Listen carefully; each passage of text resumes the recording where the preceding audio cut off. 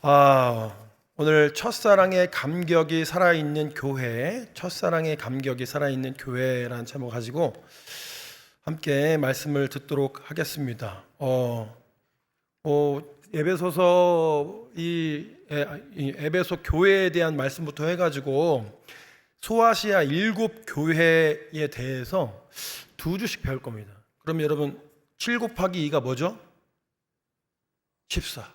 14주간 이 소아시아 7교회에 대해서 여러분 깊이 있게 알아갈 건데요. 우리 옆 사람과 이렇게 한번 인사하겠습니다. 예수님과의 첫사랑을 회복합시다. 꼬마가 애기 나와 있네. 예수님과의 첫사랑을 회복하시기 바랍니다. 제가 신학교에 다닐 때요, 성경 종합고사가 있었습니다. 그때 뭐 여러 가지 문제가 나오는데 그 중에 하나가 소아시아 7교회 이름을 외워가지고 써야 되는 게 있습니다. 그래서 이름도 생소하잖아요. 뭐 빌라델비아 뭐 나오고 두아디라 나오고.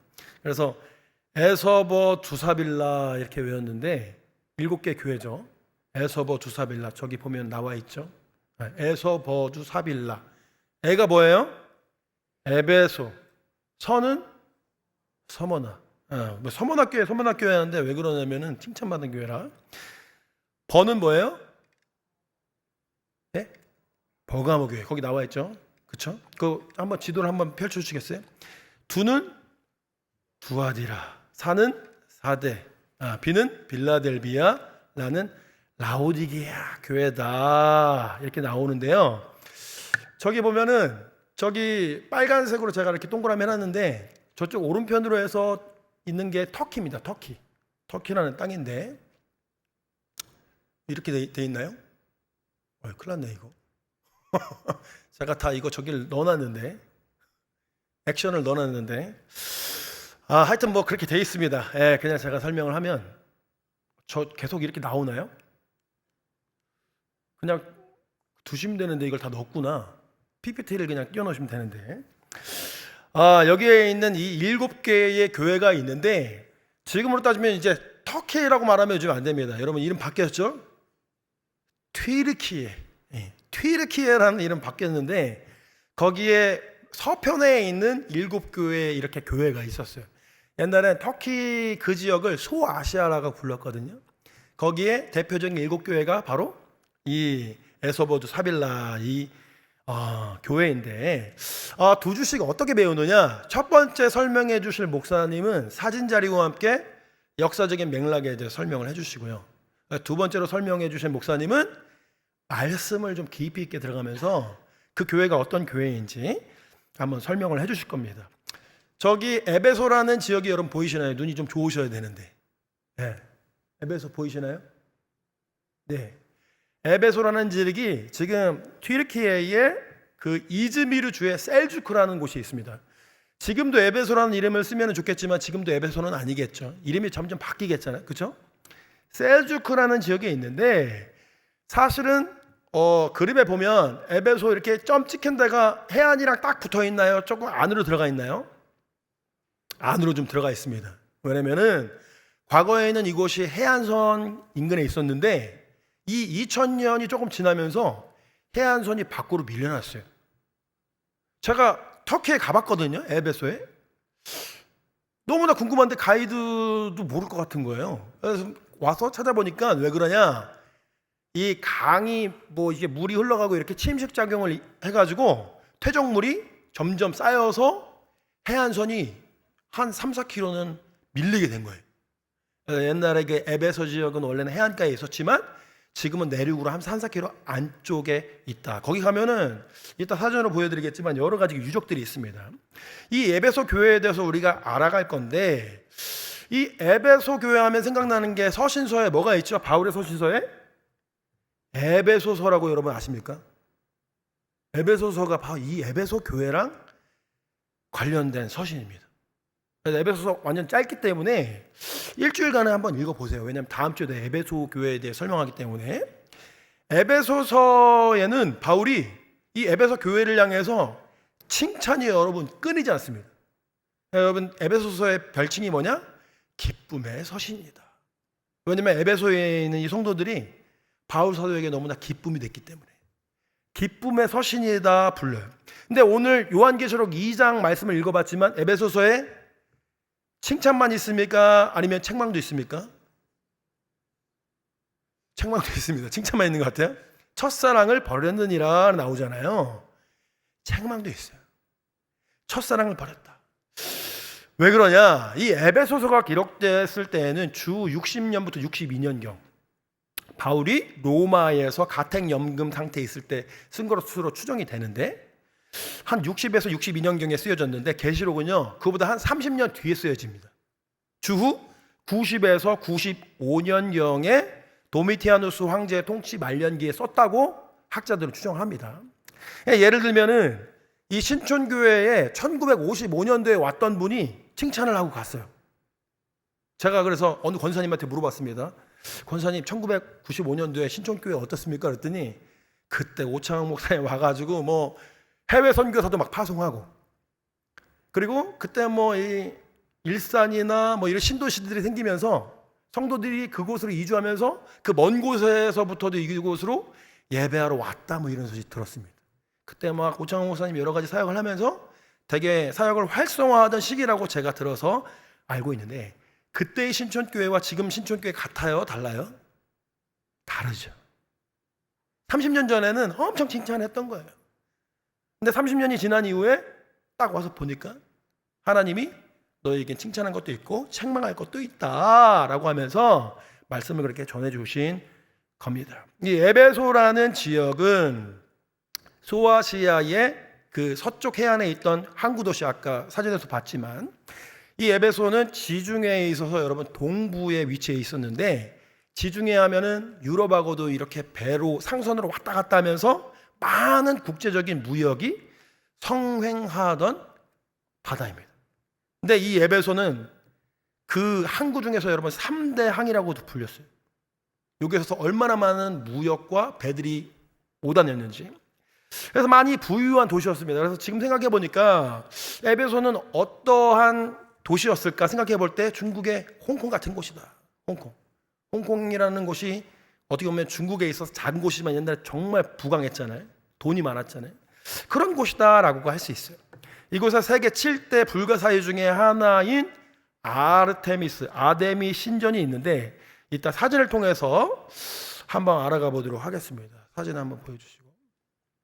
아유, 큰일 났네. 이거 사진이 하나하나 다 나와야 되는데 이걸 다 넣으셨네. 뭐 사진 뭐 보면은 저게 아르테미스 그 신전이라고 가칭하는 곳인데 상상도로 저렇게 그려본 거예요. 이 아르테미스 신전이요, 여러분 길이가 몇 미터인지 아십니까? 110에서 120m로 추정합니다. 왜냐면 거기 보면 이 석주들은 다 무너졌지만 기둥 뿌리들은 있잖아요. 그걸 다 재본 거예요. 110에서 120m, 너비는 55에서 60m, 높이는 얼마일 것 같아요? 한번 추정해 보세요. 사진으로 봤을 때 20m가 넘었다. 기둥의 높이만 20m였다. 라는 것이. 성전이 저렇게 컸던 거예요. 그 당시에. 예수님 태어나시기 전이거든요. 지금이야 뭐 건축물도 많이 만들고 한국의 건축 얼마나 잘합니까? 그렇죠? 그런데 이런 큰 건축물을 가지고 있었는데 성전의 크기는 곧 권력의 크기를 상징한다고 볼 수가 있어. 당시에 학자들은 그렇게 말을 합니다. 이 아르테미스 신전에서 일하던 그 제사장들이 지역사회에 중요한 역할을 했을 것이라고 추정을 해요. 아르테미스, 아데미라는 신은 누구냐? 요 신입니다. 왼쪽에 있는 게 서양에서 만든 거고 오른쪽이 에베소의 아데미라는 신이에요. 이 신은 풍요의 신입니다. 그래서 뭐 화살을 가지고 있는데 수렵의 신이라고도 불러요. 아래는 사냥개 같아요. 어느 뭐 그림에서는 사슴이 있습니다. 왜? 수렵의 신이기 때문에.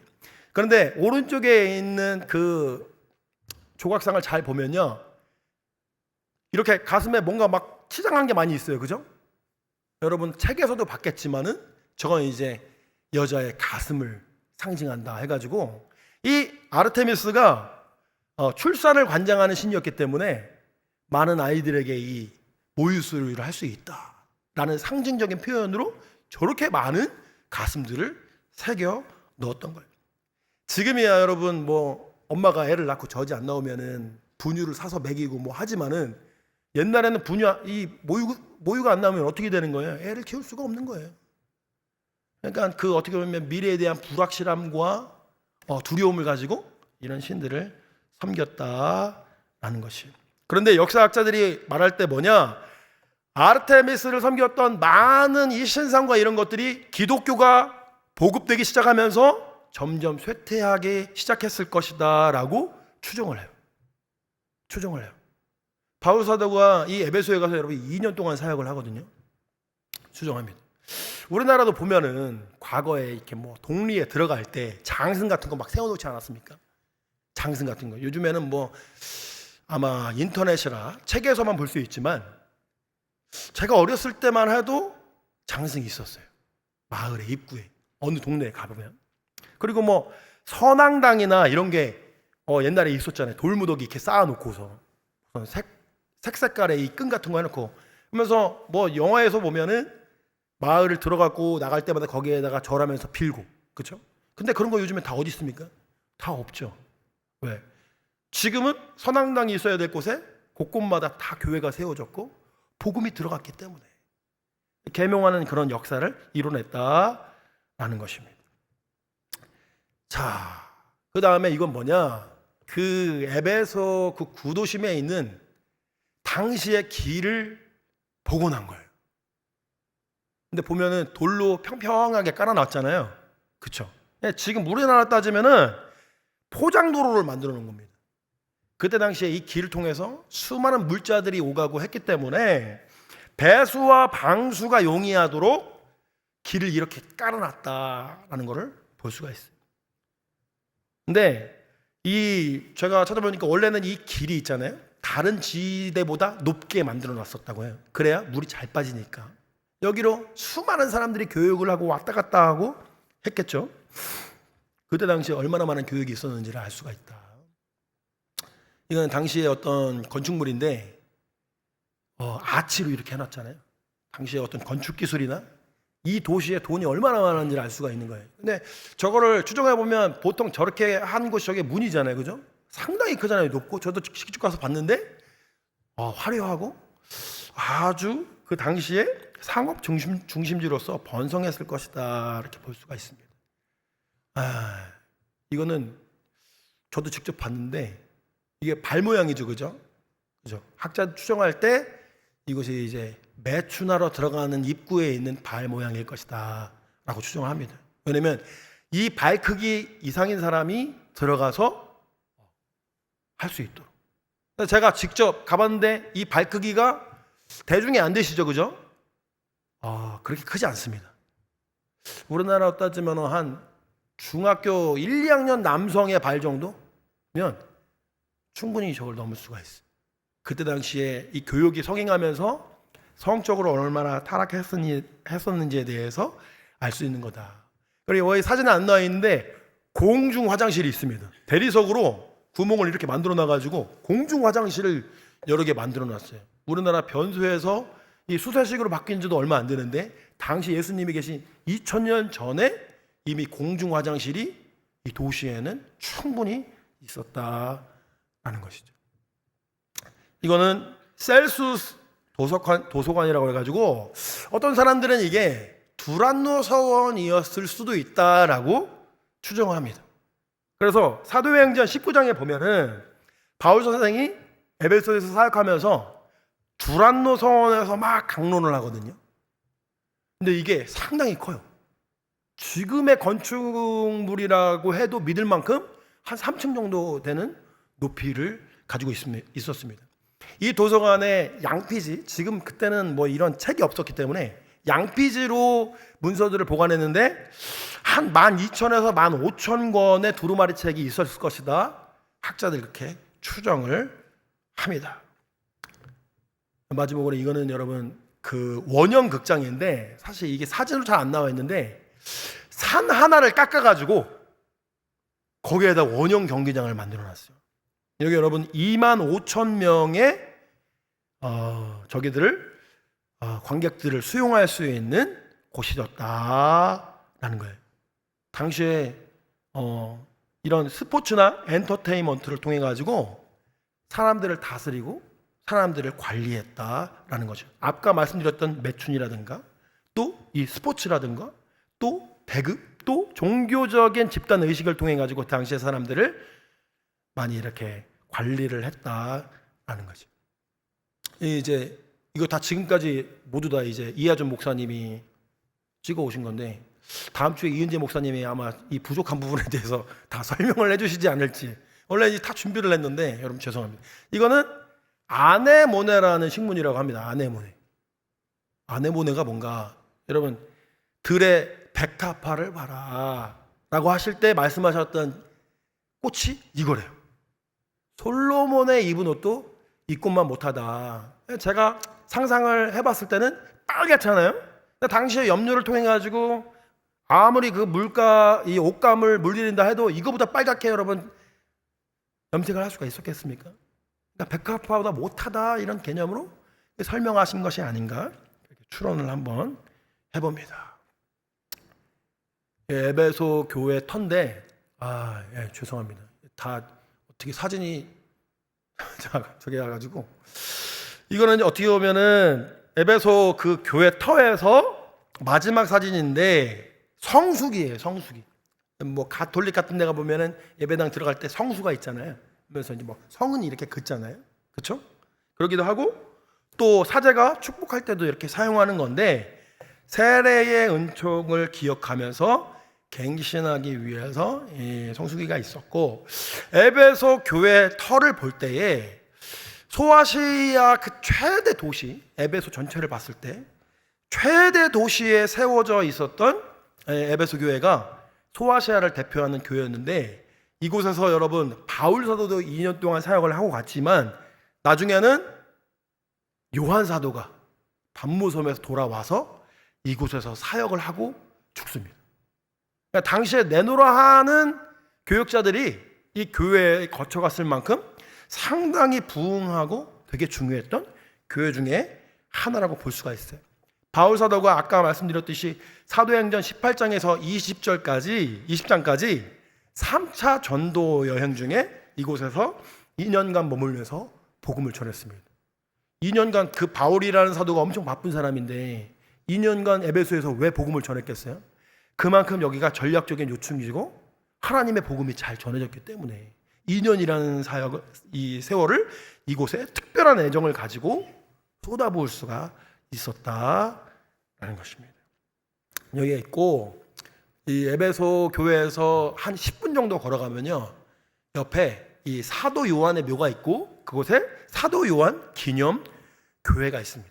이 사도 요한은요 우리가 아는 것처럼 마태, 마가, 누가, 요한복음 이 요한복음을 집필한 사람이에요. 그리고 요한 1, 2, 3서를 썼고요 요한 계시록에 대해서 쓴 사람인데 이 요한에게 예수님이 십자가에 달려 돌아가실 때 뭐라고 말씀하시면서 돌아가시죠? 내 어머니를 부탁한다고 하면서 돌아가시잖아요. 그래서 전승에 의하면은 사도 요한이 마리아를 이곳으로 모셔왔을 것이다 라고 전승으로 그렇게 알고 있습니다. 그래서 요한이 반모섬에서 들어가가지고 유배당하고 있다가 다시 에베소로 돌아와가지고 이곳에 묻히게 됐는데 이 교회는 특이한 게 뭐냐면 정 가운데에 그 십자가 모양의 세례터가 있어요. 세례터가 십자가 모양입니다. 왜 그런가 했더니 초기 교회에는 그렇게 십자가 모양으로 세례터를 만든 교회들이 많이 있었다. 근데 예수 그리스도의 죽음과 부활에 대해서 내가 물에 들어갈 때 함께 참여한다라는 의미에서 세례터를 그렇게 십자가 모양으로 만들었다라는 것이에요. 네, 여기까지 해서 사진을 다 보여드리면 너무 좋을 텐데 여러분 이틀 동안 열심히 준비했는데 죄송합니다. 자, 그래서 소아시아 7교회 이름이 뭐냐면 에서버두 사빌라 이렇게 쭉 들어가면서 이렇게 시계 방향으로 돌면 돼요. 에서버두 사빌라 그죠? 이렇게 시계 방향으로 돌면 되는데 당시에 그러면 이름이 왜 이렇게 단순할까? 에베소에 있으니까 에베소 교회고 그죠? 서머나에 있으니까 서머나 교회예요. 왜 그랬을까요? 당시에 그 지역의 교회가 하나밖에 없기 때문에 그래요. 그래서 우리 신촌교회, 위대한 신촌교회는 신촌 장로교회가 아니라 신촌교회다. 아멘. 뭐 그런 말이 있는데, 그래서 뭐 저기 성결교회는 신촌 성결교회인데 우리는 신촌 장로교회 아니라 신촌교회다. 그래서 뭐 여기 지역을 대표하는 교회다, 이런 말이 있습니다. 뭐 그런데 이 옛날에도 우리나라에 보면은 지역명을 사용한 교회가 참 많았어요. 지금은 무슨 뭐 꿈꾸는 교회, 뭐 꿈이 있는 교회 해가지고 기쁨이 있는 교회 막 이렇게 하지만, 형용사로 짓지만 옛날에는 지역명으로 다 썼어요. 그죠? 땡땡 중앙교회, 땡땡 제일교회, 땡땡 교회, 그죠? 이때도 그랬던 거예요. 에베소에 있으니까 에베소 교회, 버가모 교회, 두아디라 교회.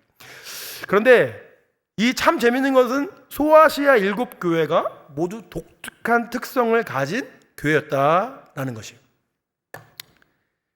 이 교회들의 특성에 대해서 주님이 어떻게 평가하시는가? 칭찬과 책망을 동시에 받은 교회가, 거기 쓰세요 여러분, 에베소, 버가모, 두아디라. 에베소, 버가모, 두아디라 교회. 에베소, 버가모, 두아디라. 칭찬과 책망을 동시에. 제일 많죠, 그죠? 3개의 교회가 있어. 오직 칭찬만 받은 교회는 아까 말했지만 어떤 교회가 있다고요? 서머나. 서머나 교회라고 이름을 짓잖아요. 왜냐면 거기 칭찬만 받은 교회고 우리 교회도 칭찬만 받는 교회가 되자, 이런 뭐 뜻이겠죠. 서머나 교회. 그리고 빌라델비아 교회. 이곳이 칭찬만 받은 교회. 서머나 빌라델비아. 오직 책망만 받은 교회가 사대와 라우디게아 교회인데, 라우디게아 교회가 그 교회예요 여러분. 뜨겁든지 차든지 해라. 왜냐면은 그 인근에 파무칼레라고 하는 온천이 있어요. 그 인근에 뭐 온천에서 이렇게 물을 끌어다가 라우디게아 이 지역으로 수로를 가지고 끌어오는데, 뜨거운 물이 쭉 타고 오다가 내가 딱 쓸만한 이곳에 당도했을 때는 미지근한 물이 된다는 거예요. 야, 차든지 더웁든지 둘 중에 하나 선택해라. 이 뜨뜻미지근해 가지고 이렇게 설명해서 사용했다라는 것이죠. 아시겠죠? 다시, 책망과 칭찬을 받은 교회가 어떤 교회? 에버두, 에베소, 버가모, 두아리. 칭찬만 받은 교회가 서빌. 그리고 오직 책망만 받은 교회가 사대 라우디게아 교회다. 우리 신촌교회는 어떤 교회입니까 여러분? 칭찬 받아야 되겠죠, 그렇죠? 오늘 이 땅에도 여러분 수많은 교회가 존재합니다. 그 교회들마다 모두 특징이 다른 것을 볼 수가 있어요. 뭐 어떤 교회는 선교회에 힘을 쓰기도 하고, 어떤 교회는 다음 세대 교육에 힘쓰기도 하고, 그렇죠? 어떤 교회는 또 예배에 또 목숨 건다 하는 교회도 있고, 다 특징이 있어요. 큰 교회, 작은 교회, 뜨거운 교회, 냉랭한 교회, 또 어떤 교회는 급속도로 부흥성장해서 유명해지기도 하고, 어떤 교회는 또 날마다 성도끼리 싸우고 다투고 하는 것으로도 유명하죠. 그죠? 제가 지금까지 군교회를 포함해서 많은 교회를 다녔더라고요. 저는 그렇게 많은 교회에서 이렇게 사역한지 몰랐는데, 모교회까지 하면 한 8개 교회, 8개, 9개 교회 거쳐왔더라고요. 근데 교회마다 참 모양이 다 다릅니다. 다 달라요. 우리 신촌교회 하면 어떤 특징이 있을까요? 사람들이 신촌교회 하면 그 교회 이런 교회다 하고 금방 떠오를 만한 특징이 무엇일까? 근데 중요한 것은 특징도 중요하지만 사람들의 시각과 하나님의 시각이 각각 다르다라는 것입니다. 거기 인쇄지에도 나와 있죠, 그렇죠? 하나님이 평가하실 때 어떤 교회인가? 아니면 사람들이 평가할 때 어떤 교회인가? 제가 이 신촌교회 와서 2가지 말을 많이 들었습니다. 막 쭉 어떤 회의를 하거나 얘기를 하다가 우리 신촌교회가 어떤 교회인데 창피하게, 이런 얘기도 한번 들은 적이 있고요. 또 어떤 경우는 하나님 보시기에 부끄럽게 그렇게 하면 되겠냐, 이런 얘기를 들어본 적이 있어요. 사실 근데 여러분, 이 2가지 표현이 180도 전혀 다른 표현인 거 여러분 아십니까? 창피하게는 사실 하나님 앞에서도 뭐 창피할 수 있지만, 대부분은 사람들이 우리를 어떻게 보겠냐, 사람들 앞에서 부끄럽게 어떻게? 근데 하나님 앞에서 하나님 보시기에 부끄럽지 않냐는 거는 호람도의 신앙을 가지고 진짜 우리 교회를 하나님 어떻게 보실까? 나를 어떻게 보실까 하는 걱정해서 하는 말이라는 거예요. 똑같은 의미에서 요한계시록은요, 세상 사람들이 너희 교회를 어떻게 보고 어떻게 평가하는가 보다는 주님이 우리 교회를 어떻게 보시고 어떻게 평가하시느냐가 더 중요하다는 것을 말씀을 통해서 우리에게 알려주고 있다는 것이에요. 왜냐하면 사람의 평가 기준과 하나님의 평가 기준은요, 분명히 다른 것을 볼 수가 있어요. 사무엘상 16장 7절 말씀, 제가 좋아하는 말씀 중에 하나인데 우리 한번 다 함께 읽겠습니다. 시작. 사무엘에게 이르시되 그의 용모와 키를 보지 말라. 내가 이미 그를 버렸노라. 내가 보는 것은 사람과 같지 아니하니 사람은 외모를 보거니와 나 여호와는 중심을 보느니라 하시더라. 사람은 뭘 본다고요? 외형을 본다는 거예요. 외형. 그래서 남자들은 뭐 나이가 쭉 자라고 늙어갈지라도 여자친구 생기면 친구한테 그렇게 물어본다는 거죠. 예쁘냐? 20대에도 예쁘냐? 10대에도 예쁘냐? 50 다 돼가지고도 예쁘냐? 물어본다는 거예요. 왜냐하면 사람은 외형을 되게 중요하게 생각한다는 거예요. 근데 여호와는 뭘 보신다고요? 그래 또 여자분들은 조금 더 좀 지혜로워가지고 나는 성품이 중요해요. 뭐 외모 잘 안 봐요. 그러면 뭔가 있어 보이잖아요. 왜 그러느냐? 하나님이 외형보다는 중심을 보시는 분이시기 때문에.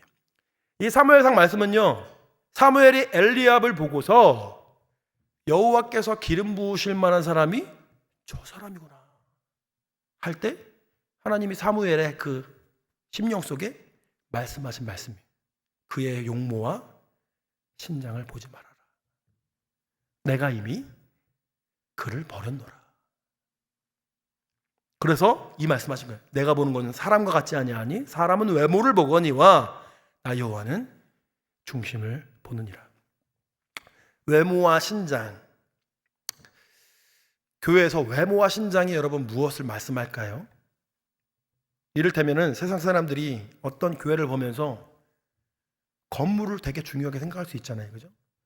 건물이 으리으리하고 하면 우리도 압도되잖아요. 와, 저 교회는 헌금이 얼마나 고칠까? 저 교회는 사람이 얼마나 많을까? 왜요? 그렇죠? 성도도 많이 모이고 예산도 넉넉하니까 대단하고 믿음도 좋고 참 좋은 교회라고 평가할 수가 있어요. 여러분 생각해 보세요. 한 5천 명이서 같이 예배하고서 같이 빠져나갈 때 그 안에서 주는 안정감이 있다니까요. 근데 그건 하나님이 주는 안정감이냐? 그거라기보다는 사람의 용모와 신장을 보는 사람의 시간이 아닐까 생각합니다. 주님이 보시기에 그 교회가 내가 버린 교회다라고도 말씀하실 수가 있다는 거예요. 근데 어디 여러분 교회만 그렇습니까? 사람도 그럴 수가 있다는 거예요. 겉은 번지르르 하고 예배도 잘 참석하고 말도 그럴듯하게 하는데 그 심령 안에 하나님의 영이 거하시는 거룩한 처소가 아니면 어떻게 될까요? 고린도서 3장 16절 말씀에 이렇게 말하고 있어요. 너희는 너희가 하나님의 성전인 것과 하나님의 성령이 너희 안에 계시는 것을 알지 못하느냐. 저는 이 말씀을 읽을 때마다 왜가 들어가요. 그렇게 읽혀요. 너희 안에 하나님의 성령이 계시는 것을 왜 알지 못하느냐. 그렇게 저는 읽을 때마다 그렇게 들려요. 우리는 외형적인 교회뿐만 아니라 우리 한 명 한 명도 다 교회이며 주님의 사역자나 평신도나 누구나 다 주님의 영이 머무시는 거룩한 성전이라는 사실을 망각하고 살아간다는 거예요. 따라서 일개의 연약한 성도라 할지라도요, 그 사람에게 말하지 못할 만한 어떤 말을 한다거나 분을 내어도 여러분 도를 지나치게 막 그 사람한테 화를 절대로 쏟아내면 안 돼요. 왠지 아세요? 하나님의 영이 거하시는 거룩한 성전이기 때문에 일개 정말 작은 자라 할지라도, 주일학교의 애라 할지라도 막 화를 쏟아내가지고 막대하면 안 돼. 왜? 하나님의 영이 거하시는 거룩한 성전이기 때문에. 사실 우리 이 지금 현대 교회의 가장 큰 문제가 무엇이냐? 각각의 개인의 삶과 영성이 무너지는 문제, 그리고 서로를 대하는 방식에 있어서 하나님의 성전으로 대하지 않고 막 대하면서 병들어가고 있는 문제가 아닌가 생각합니다. 오늘 말씀을 준비하면서 옛날에 이제 영상으로 봤던 어떤 목사님의 간증이 생각났어요. 이 미국 목사님이 실제로 자기가 겪은 일을 말씀 중에 하는데, 제가 들었던 예화 중에, 그리고 실화 중에 가장 큰 감동이 있었습니다. 그 목사님이 대형 교회를 이렇게 다니면서 사역이 정말 잘 됐대요. 막 1부부터 몇 부까지 예배를 드리고 정말 사역이 잘 됐대요.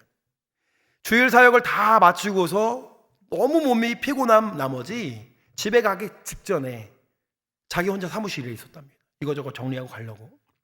사람들은 어느 정도 퇴근을 해가지고 자기 혼자 남아있는데, 한 노숙자가 교회를 찾아와서 목사님실을 이렇게 뚝뚝뚝 두드리더라는 거예요. 직원들도 다 퇴근했고 혼자 있었는데 이 상황이 너무 짜증이 나더랍니다. 나 지금 가서 빨리 쉬어야 되는데.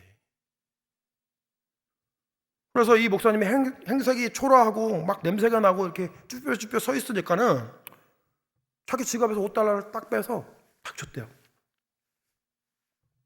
근데 그 사람이 안 가고 가만히 있는 거예요. 받아가라고. 그 사람이 막 울더라는 거예요.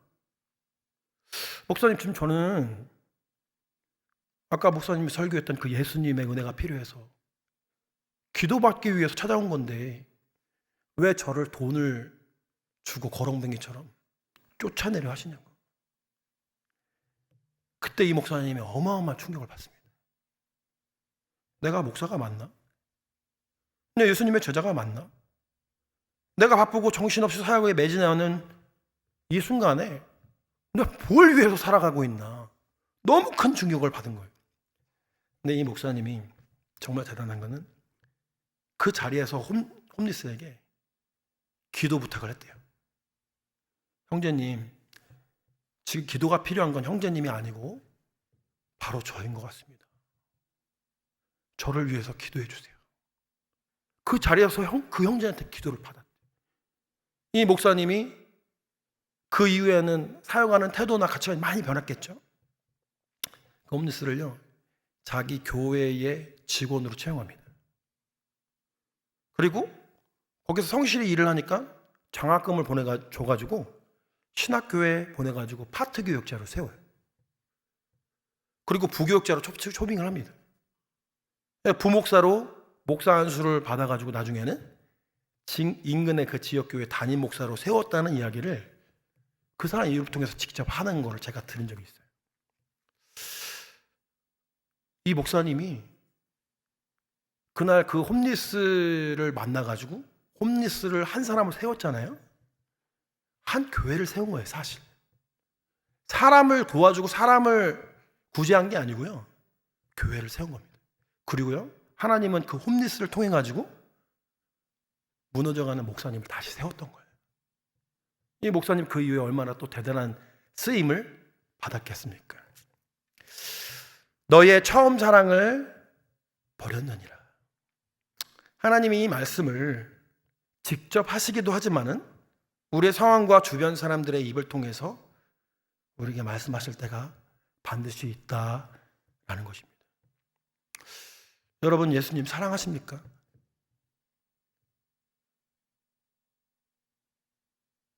예수님을 처음 사랑했던 그 마음을 회복하면요, 전혀 문제될 게 없습니다, 사실.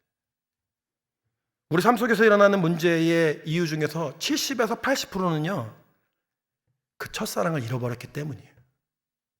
예수님을 진정으로 사랑하지 않기 때문에 다 불평불만이고 원망거리고 다 다른 사람들도 짜증나고 밉게 보인다라는 것이. 오늘 에베소 교회에 하나님이 첫사랑을 회복해라 말씀하셨는데, 에베소 교회가 칭찬도 받고 책망도 받았구나. 아니요. 나를 향해 주시는 하나님의 사랑의 음성이라는 겁니다. 원래 그 첫사랑을 회복하고 나에게 돌아오라.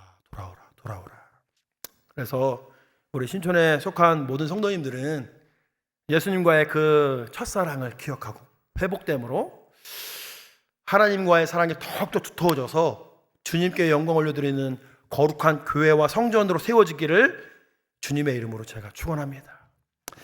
함께 기도하겠습니다. 하나님, 우리가 주님의 영이 거하시는 거룩한 성전인 것을 망각하고 우리의 옆에 있는 우리 형제와 자매 또한 주님의 그렇게 거룩한 성전인 것을 망각하고 막대하고 하지 못할 말을 막 쏟아붓고 내 감정대로 행동하고 할 때가 얼마나 많았는지 주님 앞에서 돌이킵니다. 하나님께서 우리에게 첫사랑을 회복하라 말씀해 주실 때에 아멘으로 화답하며 나아가는 저희가 되게 해주시고 오늘보다 내일 더 예수 그리스도를 더욱더 사랑함을 통해 온전하고 아름다운 칭찬받을 만한 교회로 세워지는 저희들 되게 해 주시옵소서. 우리 사랑하시는 예수님의 이름으로 기도드립니다. 아멘.